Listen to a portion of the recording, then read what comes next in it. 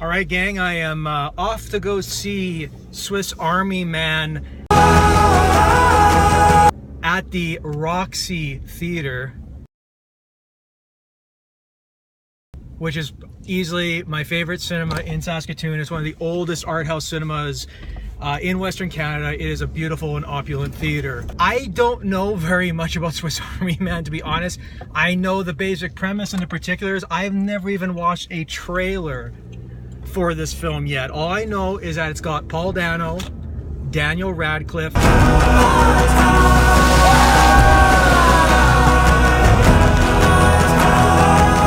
It is about a guy who befriends and hangs out with a dead body.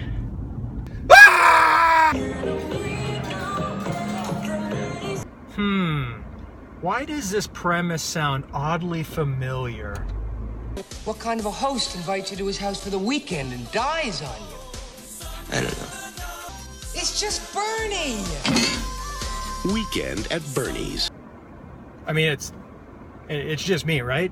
Right?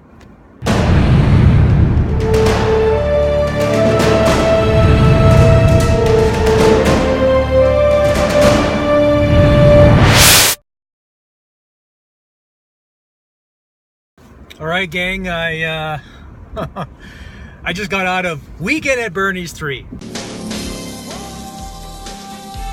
Doesn't anyone realize he's dead? Hold the boat! Got him? Hold the boat! Nah, just kidding. I got out of Swiss Army Man, and to say that it is one of the most ridiculously bizarre films that I have ever seen is probably the grossest of understatement. It is ultimately telling that the final line of dialogue in this film, without engaging in any spoilers whatsoever, is what the fuck? Because I think that is a meta film commentary on this whole movie itself, and probably the general reaction that audience members are going to have when they walk out of Swiss Army Man.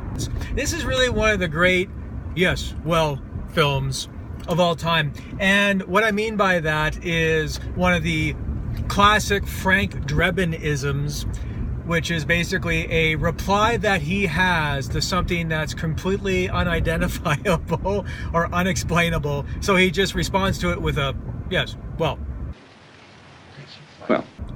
And Swiss Army Man is one of the great, films ever made.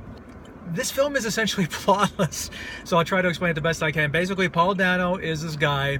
He has been marooned on this desert island, and he's basically about to commit suicide when a body washes up shore, and the body is played by, if you can even say it, that is played by Daniel Radcliffe. And Daniel Radcliffe lets out a fart. His character lets out, his dead corpse lets out a fart. And then Paul Dano's character is like, wait a minute, he has this epiphany.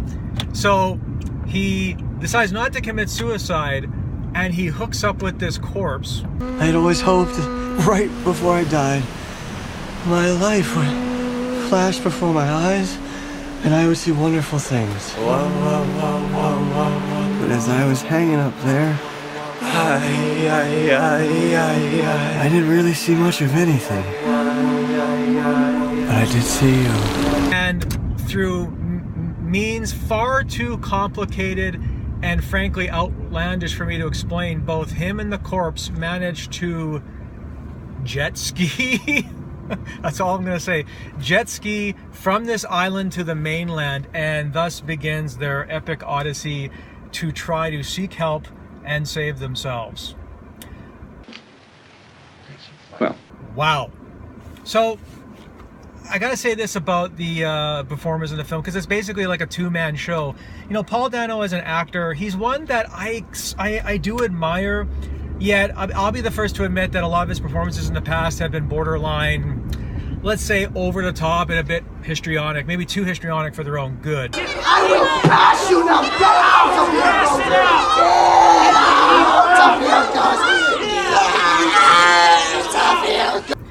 But I have really found a lot of his other films to be quite commendable. Like, I loved him in Love and Mercy from last year. I thought he was really great in 12 Years a Slave and Little Miss Sunshine.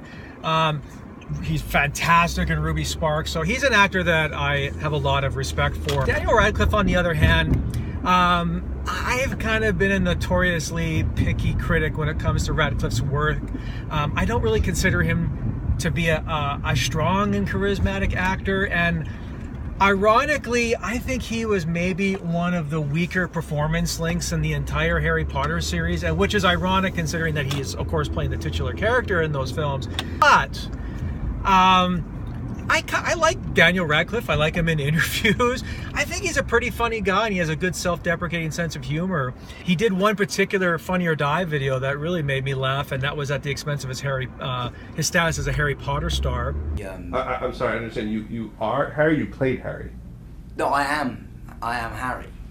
I thought I was an actor playing a wizard. But really, I was a wizard playing an actor. And I gotta say, he gives one of the more, I would say, courageous and bold performances of the year, because he is essentially playing a talking corpse throughout the film. So it's really this incredible physical performance, but then of course most of the emotions that he elicits are from his face and from that zombified stare. And Am I dead? I don't think so. You're talking.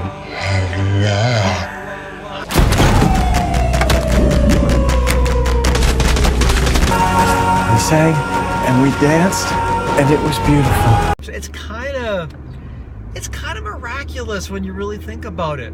And Paul Dano has to play opposite of this. I would positively love to see the blooper outtakes of this film on a subsequent and future Blu-ray release, because I would love to know how the actors kept a straight face making this film. It's a film that almost defies description. Like, I really admire the boldness of approach, and I really gotta give it a hand to the filmmakers here, because they really just kind of went for it. And the film is original, although it is disturbingly strange. One of my biggest pet peeves as a film critic is when people, sort of lazily describe films as, especially avant-garde films like this, as artsy-fartsy nonsense and pretentiously artsy-fartsy. I mean, I got to admit, there were times while watching this film where I'm like, you know what, this is kind of tiptoeing around or bordering on artsy-fartsy nonsense and artsy-fartsy pretentiousness. Like, I mean, if you go to any multiplex right now and see any of the films that are playing, I mean, the movie theaters are populated by like sequels and witless action films and pathetic remakes and so forth. And it's so decidedly rare to see a film like Swiss Army Man where you can categorically say, you can't categorize this film. It is beyond genre. Is it a buddy film? I don't know. Is it a human survival film? Maybe. Is it a bromance? Yeah. But you can't really pigeonhole it in any one of those particular genres. So on those levels, it's perversely innovative and interesting. And I can't say that I was bored with the film, because I really had to find out where this film was going to go next. It took me on a journey. And this film is maybe impenetrably peculiar. It's far too much for the average film audience. Before I saw this film, I went on to Google and Wikipedia, and I read how audiences, some critics and audience members walked out on the screening at the Sundance Film Festival earlier this year. I have a personal code that forbids me to walk out on films. And I think personally it's kind of stupid, especially if you're a paying patron. If you're paying $12 to go see a movie, you owe it to yourself to persevere and sit through the film. And I have sat through a lot of films in my 12 years as a critic that I definitely want to walk out on. And I came pretty close with movie 43 a couple of years ago, because god damn, that movie is terrible.